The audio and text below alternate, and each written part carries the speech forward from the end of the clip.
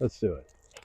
How you doing? I'm Vince. I'm Backyard Mangoes. I'm here with Alex at Tropical Acres, and we're going to show you some mixed blooms today. That's what a lot of people have been talking about them and what to do with them. So Alex is the expert on this for sure. Okay. All right. Well, we are in the month of January right now. I guess what is today? The like the 8th of January. Okay. So we've just completed the first week of January 2024. We do have quite a bit of bloom activity right now in this grove. And one thing that's become increasingly common in the last decade plus, I would say, is the appearance of mixed blooms, mixed panicles on mango trees in South Florida. And what does that mean? Well, we're talking about panicles that contain both flowers, inflorescence, and leaves, like you would see on generative shoots that would normally come out when the tree is flushing new growth. And a lot of people are curious as to what causes that and whether it's a problem or not, or if there's anything that they need to do about it, because they're expecting the tree to only produce flowers or only produce growth in the case that that's what's expected. So here next to me is a Giselle mango, and I have to first say that most of our trees that are flowering right now do not have mixed shoots. Most of them actually, as of right now, have pure inflorescence, but a minority of them do have some of these mixed panicles. And this variety, Giselle, has had a tendency to produce these types of panicles for the last several years. It's still been quite productive. Can we pull a couple down and yeah, show all some right, people? So I'm gonna pull. Here's one right here. Actually, a couple of them on the same branch. So you can see how it produced the leaves, but behind it, on this panicle, we've got emerging spikes, bloom spikes, inflorescence, or this will be inflorescence once it opens up. Around. There you go. So what causes this is a tree goes through an initiation cycle where its buds are swelling up and it's going to do something.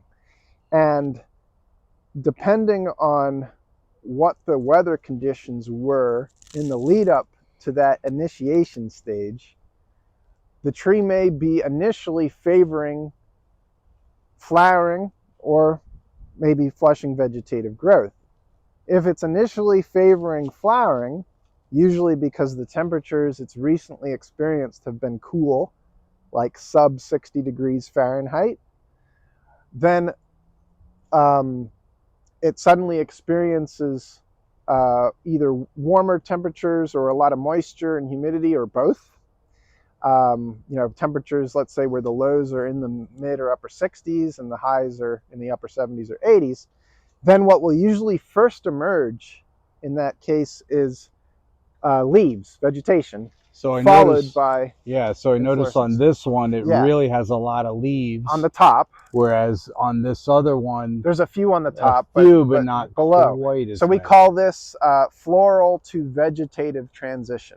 So it started out, actually, the tree started out with the intention of producing flowers, and then transitioned to making some generative shoots.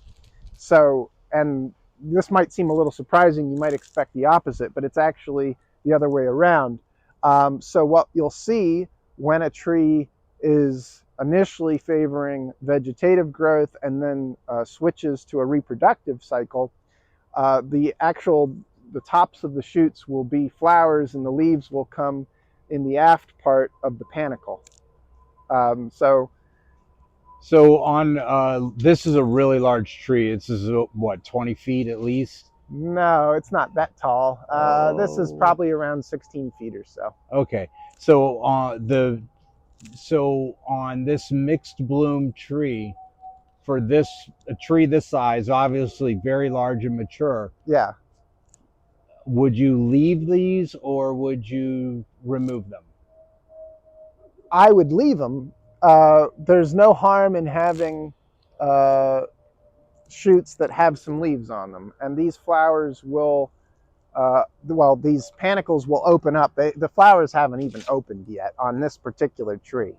Um, Now, what studies have shown is that the panicles that have leaves on them are a little less likely to have fruit on them, just because they're devoting some of their energy to producing leaves instead of flowers. But in our Makes experience, sense. we get plenty of fruit on these mixed panicles, probably just as much as we get on the pure panicles, honestly, or close enough, not enough to matter. So if you're seeing this activity on your trees, don't panic, leave them alone. Most likely those panicles will still carry fruit, or at least they have a very good shot at carrying fruit, as long as the flowers open up with enough females in them or amongst them.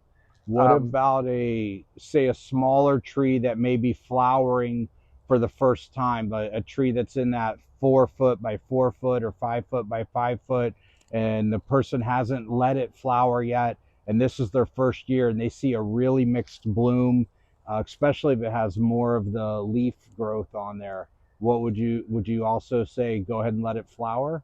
Yeah, in that case, what I would suggest, if the tree's trying to flower like that, but if you've decided that the tree isn't quite ready to hold on uh, to mangoes, then the thing to do is to let those panicles set little fruit and then strip the fruit off when it's maybe pea-sized or so.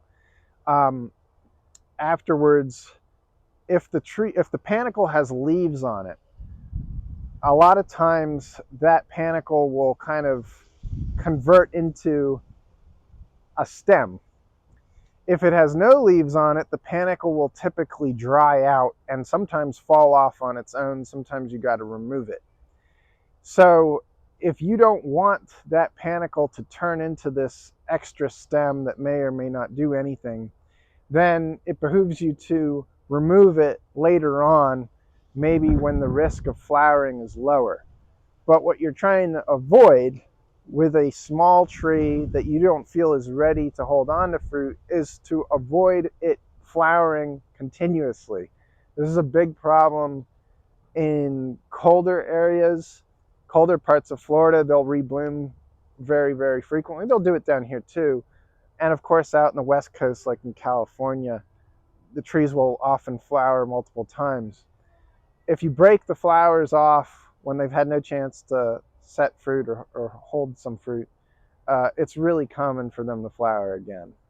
I'm not saying like what percentage of the time they'll do it, but it happens a lot. So when we're dealing with little trees that we recently planted and they decide they want to flower, or even little trees in our nursery, that happens a lot. Like we have potted mango trees in our nursery. Every single year we'll get some percentage of them that decide to flower, even though they're small. And we will let those, and I'll tell, my employees, my staff, hey, don't break off these panicles that are coming out.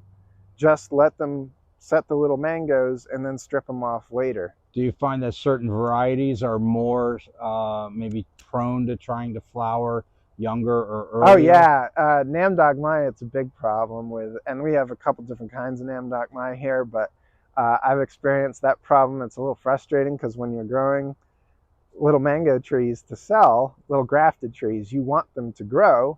They need to grow a couple times before they leave our nursery. So if they're expending energy flowering, or if they're flowering from the graft, it's even worse. It's frustrating. So it's one of the reasons why we don't graft too late into the year, because you got somebody that ordered a tree from you, and you graft it for them, and they're expecting it in a certain amount of time, and then instead of flesh and growth, the tree blooms instead. So yeah, Namdog Mai, that happens a lot. Happens a lot with Julie.